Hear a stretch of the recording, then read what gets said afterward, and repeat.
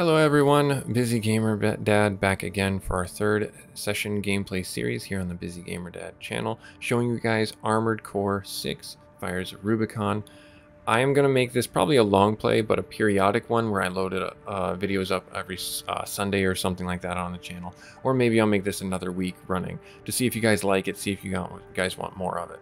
But if you don't know what the session gameplay series here is on the Busy Gamer Dad channel, I take a look at games over the course of 3 episodes, about 20 to 30 minutes long. Typically, they're older games that you may have forgotten that you had, games that you wishlisted and never picked up, that I rekindled some interest in trying and playing for yourself. I will have the description for the game and the link for it in the YouTube comments. This week, we're looking at a new game, came out just recently as the time of this recording, Armored Core 6. I've been waiting for this game for a long time. I have a lot of nostalgia for the Armored Core games. I really loved them. I played the very first ones on the PlayStation with my brothers when we all lived together in the same house with our family, and we had all-night battle sessions with our various mechs and trying to 100% the game. My younger brother specifically is really good at this game, and I will sing his praises even if he's not that good, so take that. Anyways, talking about this game specifically, I've looked at a few beginner guides, I've done some practice missions, and I'm actually switching over to a controller. I know it's horrible, it's awful, but I think the controller setup just works for me better. I encourage you to experiment with it and see if it's something that you guys might want to play one way or another. Mouse and keyboard is good, but I think the controller setup just works better for me. Specifically because it allows me some more fluidity with controls, dodging and doing the tactical boost, as well as using my sword and manual reloads, etc. So if that's not something that you want to play, you can certainly play this game with a controller. Totally understandable, totally get it. I did the first two episodes with mouse and keyboard, and I might go back to it should I so want to try and experiment with it again. In this episode, I also want to talk about AC design. This is the main crux of the game, and it's very much like min-maxing in Dark Souls. If you have a specific playstyle that you're trying to go for, this is where you're going to make that character for yourself from your AC. The main parts that make up your AC are broken down into families. So you have your unit parts, which is your weapons essentially, or your armaments, as you can get a shield and you can get energy weapons. So you have your right and left arm, and you have your right and left back unit. Your left arm is exclusively for melee attacks, so you can only put melee attacks on your left arm. Your right arm you can put only guns on, but your left arm can also be used to put dual wielding guns on, such as dual trigger mode guns, such as submachine guns or hand cannons. And there is and are very good builds that utilize that technology, that technique.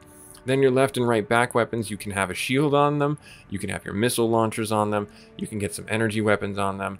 Also with your right arm and your left arm, you can get energy weapons on them, such as a pulse rifle, a pulse shotgun, a plasma shotgun, etc. And you'll unlock those as you progress through the game.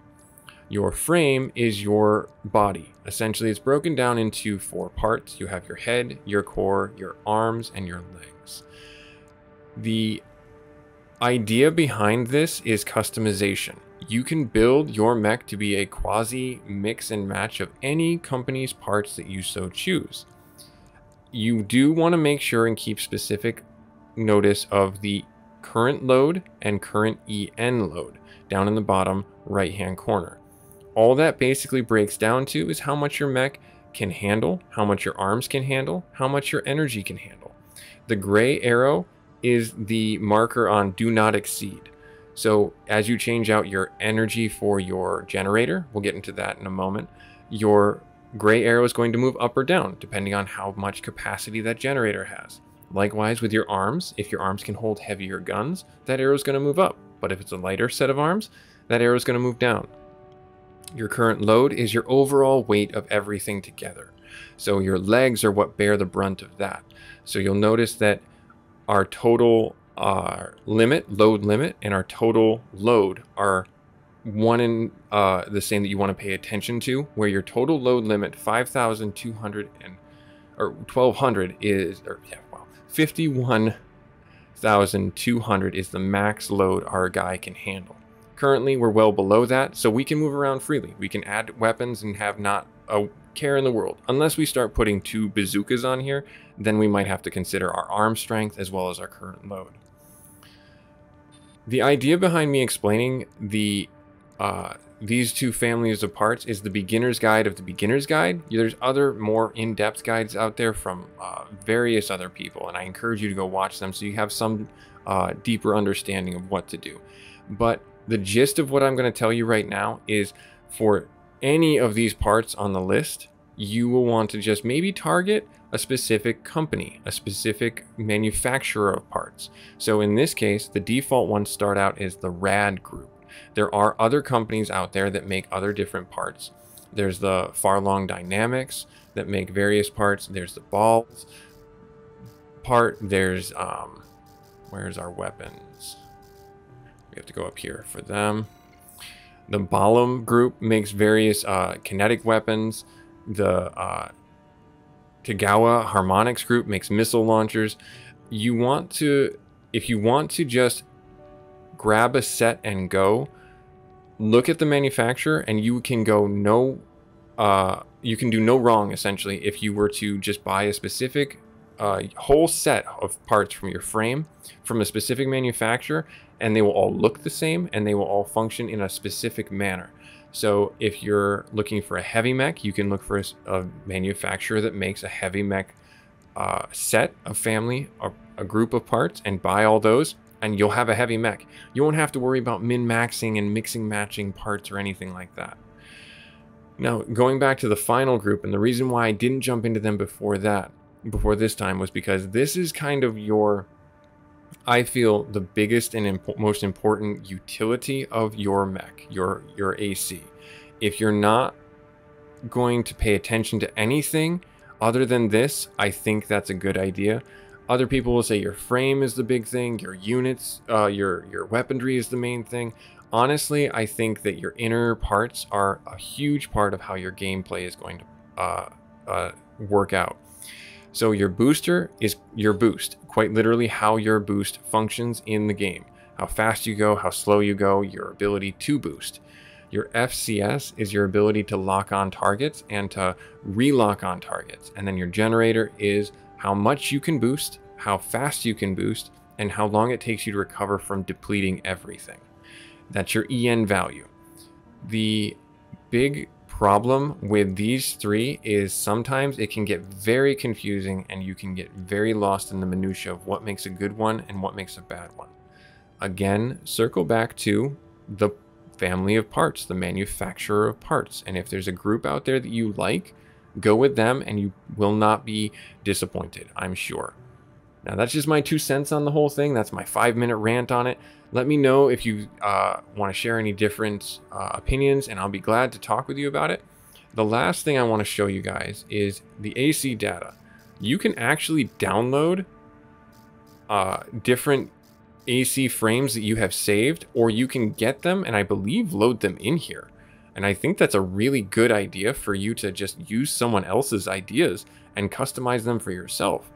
Same thing with the decals. You can actually load in images for your decals if you so wanted to. So again, just kind of take that as a grain of salt, something that you can maybe do for yourself if you wanted to take the time to go research that, and let me know if that works out for you. Now, as far as sorties go, after the first mission, we've unlocked training and we've unlocked the AC test, and we've also unlocked the replayability for missions. You do want to go through training. The reason why you want to go through training is because it actually unlocks weapons for you and unlocks gear for you. And we'll go through this second one together. So at the end of every training, you get a free piece, 100% free piece of gear. And they give you a mech to try out. And the training is helpful. It gives you hints. It tells you, oh, you're using an energy weapon. You can charge it up and it does more damage. You can press triangle to cancel the charge. So let's see what it does. So on the right hand side, you see that yellow bar. That's how fast it's charging up. We're gonna boost. Wow, that's pretty awful. Okay, so now it's asking me to... Oh, so this is the stagger effect. The staggering is what we did to really do damage in episode 1 against the big airship. You need to be staggering enemies. If you're not stressing them out to the point where they're staggered, you're not going to have very good success overall or over the course of the fight. This is kind of, and I'm going to say it and it's going to probably come back to bite me, but it's kind of like a reverse parry system where you just keep hammering the enemy without getting hit yourself, dodging around, and fill up their stagger meter before they fill up yours. And then you can just lay into them. It's the Armored Core version of a parry system, because there's not really a true parry system in the game other than this, to where you don't get attacks of opportunity unless you really stagger the enemy, and then you can do bonus damage because they're staggered. So keep that in mind. And it also works both ways, where if you get staggered, you can just get destroyed because you are free game for them to just unload on with all their attacks. So let's see here. We can do our... Interesting. Okay, so we want to use our right hand weapon, our shoulder. Okay, so it's telling me to use direct hits. Gotcha. And then we're gonna... Oh, it's overheated. I gotcha. Okay. So you can see in the bottom left-hand corner, our blade weapon is overheated, and you can see on a reticle that it's cooling down. Nice. Okay, so it's asking me to use all the weapons that I have available, and you can see the meter fill up, and you see it slowly go down, and we're trying to stagger. Well, this should finish them off before it staggers them. Oh, interesting. It didn't. There. So that's the limit. Right there. Not that we needed to do that, because these guys are just sitting ducks. But the idea is that you're trying to fill that meter up as best you can, as quick as you can, because you see how quickly it depletes. And then when they're staggered, you can go in for a lethal hit if you are not getting peppered from other places. Now, accumulating strain affects enemies differently. You saw that with each of the different weapons that I used. So, let me back this up real quick. So, showing you guys this here. One shot, you see how easy and slow it fills up the stagger meter. The missiles, all three, fill it up quite a bit, but it takes a long time. And then we have our beam weapon, which pretty much one-shots them. Now, if we fill this up, will it one-shot them? No, it does a really quick, big stagger. So if we can fill this up and then hit them at the same time with our missiles, they will be staggered completely. So that's the combo technique that you need to be looking for. So make sure that you're aware of your range on your weapons, and that's a whole other mechanic that I didn't touch on, but I will in a moment. The idea, though, is that you are at an optimal range for your weapons to stagger effectively, and then you can capitalize on that advantage. So here you'll see that we are going to use the element of surprise, which also adds into the bonus stagger. But it looks like they already know I'm here.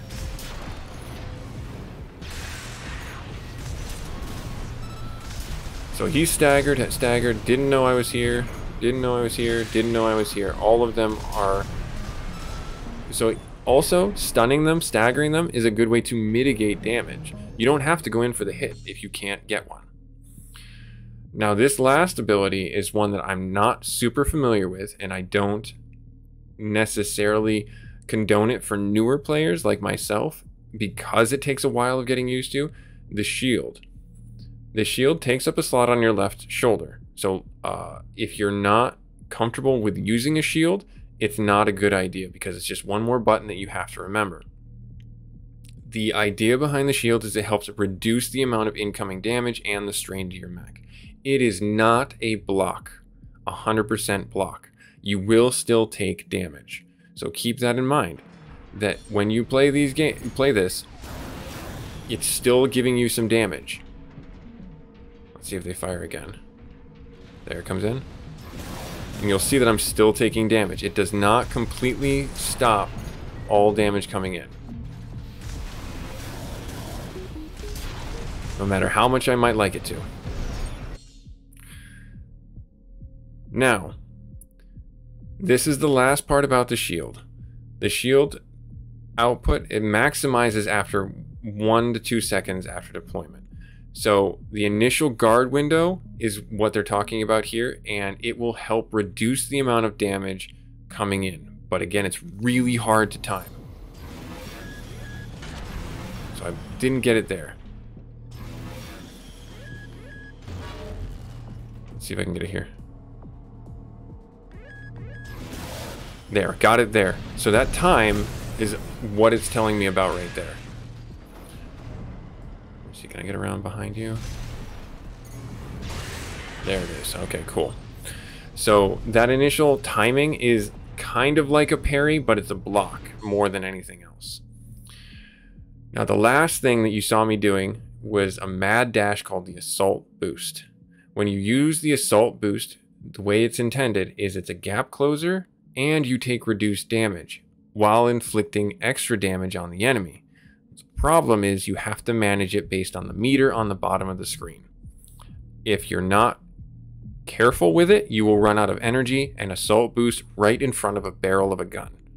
So you need to make sure that you are closing the gap and using it effectively, like right as you get in there. And so you'll see, oh no, I'm using the shield. So you'll see that I'm closing the gap, blocking, dodging shots, and then closing the gap again, and then finishing them off. As you close the gap, you'll also be wanting to use your missiles, because you don't, you're not locked into just using your trigger weapons. You can use your missile banks, and like I told you, you get a free weapon at the end of it. So we just got a long-range rifle from the Curtis Ballum Company, called the Curtis from the Ballum Company. Is it any good? I don't know. We'll find out. Let's see. The red arrows mean it's going down. The blue arrows means it's good going up. So it has good attack power, it has good impact, but it has a lower number of total rounds that we bring into the mission.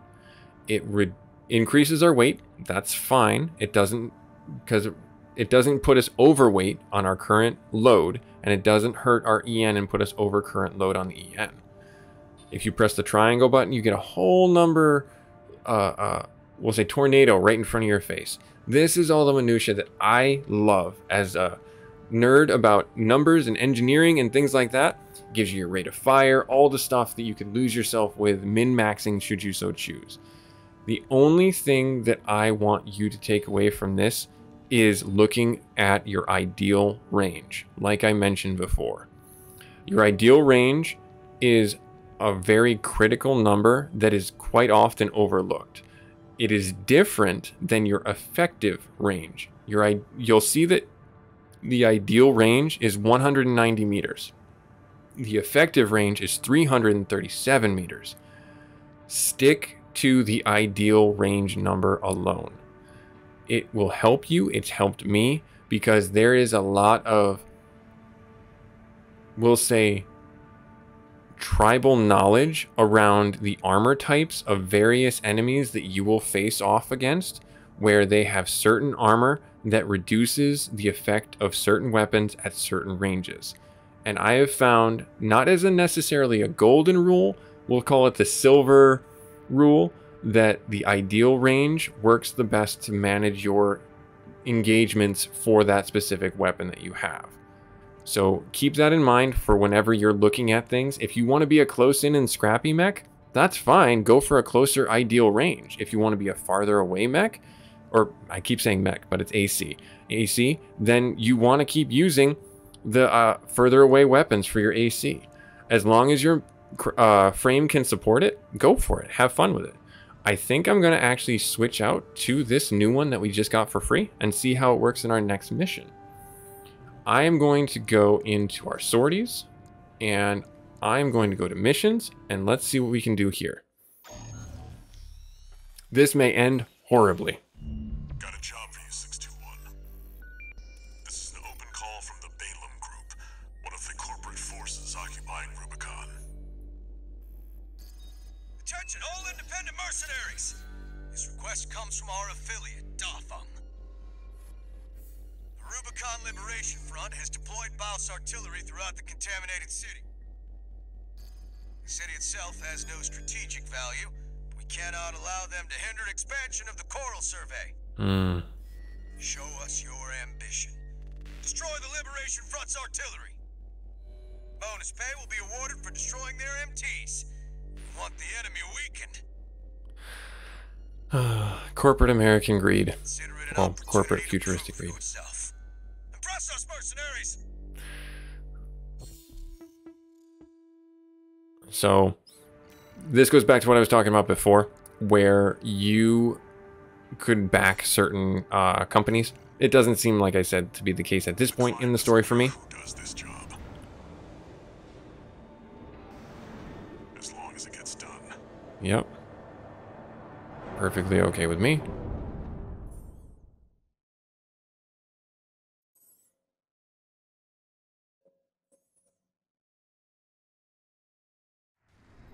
Main system activating combat mode. So let's scan. We don't necessarily have a good effective range. All of the Rubicon Liberation Front's artillery placements. Okay, got some enemies up here. I'm gonna click on lock-on mode. Alright, cool. We've got a corporate merc! They're all to us already. Sneaky bastard. Got him dead. Whoop, is there one more? There's one more in the air. Got him. Nice. So you want to keep scanning as much as you can to see if there's things hidden. You don't have to go in through the front door, by the way. You can go all around the back. Placements. The front is protected with armor plating. Attack it from behind. Deploy for combat. Destroy Oh, that that's not good. There's only one of them. We can do this. Oh, where am I stuck? Where am I stuck? I am stuck in the air.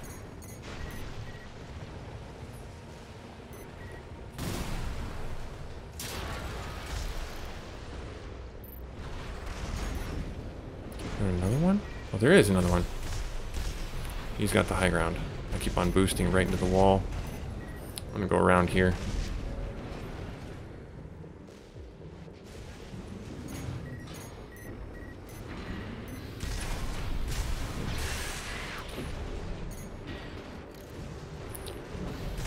I'm gonna keep using my beam sword because it's free.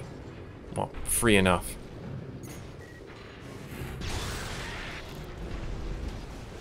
We're clear here. Move on to the next site, 621. What are you?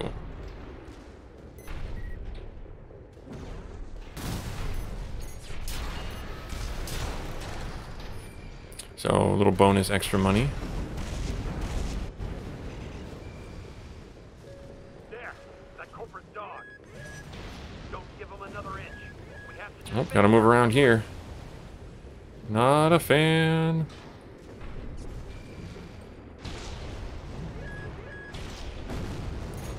Oh, saw you.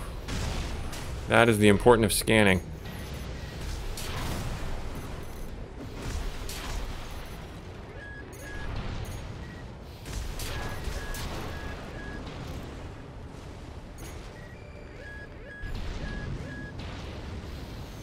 You're up against mass-produced MTs.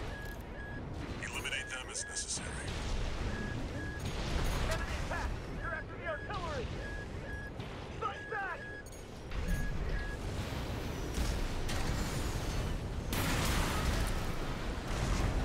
Get out of here.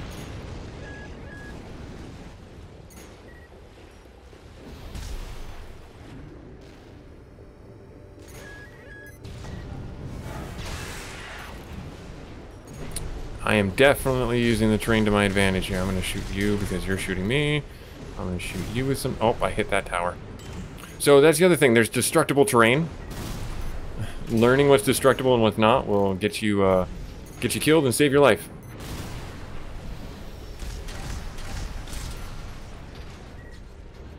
Reloading.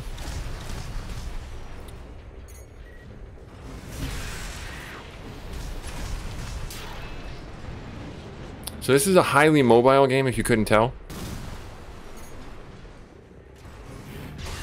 If you're not playing it with a idea that you're going to be mobile, you're not gonna... Whoop!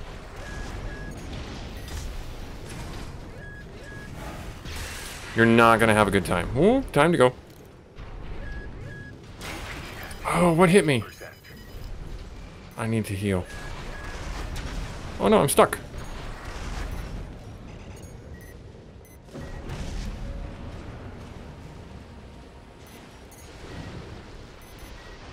Two repair kits remaining.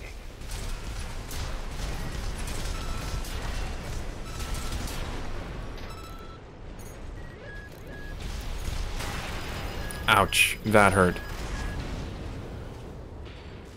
Alright, I need to get myself to this target. I need to stop lollygagging around. So I'm canceling my thrust, my assault charge by pressing X.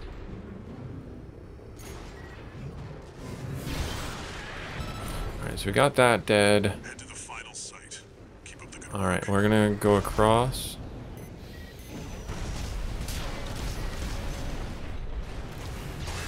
Finish him off. We're gonna recharge. We're gonna get ourselves across here. Those beeps tell me that I'm getting locked onto. Clear out the artillery here and our work is over. Alright, so we gotta get around the backside of these. We're dodging, we're dip dive ducking. What makes the Liberation Front strong?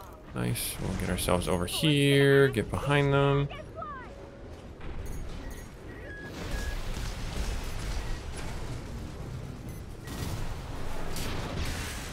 Finish that one. Finish that one. As soon as my sword gets back online. Nice, there. Confirmed. All targets destroyed. That's it for this job, 16. Return Nice, and that's it. That was a quick, easy, nice, straightforward mission that you can replay and probably get a lot better score than I did. You'll see the tally of the bonus in the corner, and you'll see the ammunition cost. So the initial pay in, the base pay was only 100,000. The bonus pay for all that was 64. The ammunition cost and the repair costs. Still, I think that was a good bonus. So the idea behind it is you're going to want to play the game and replay the game and replay the game. The replayability is built into it. Now, I saved this for us right here.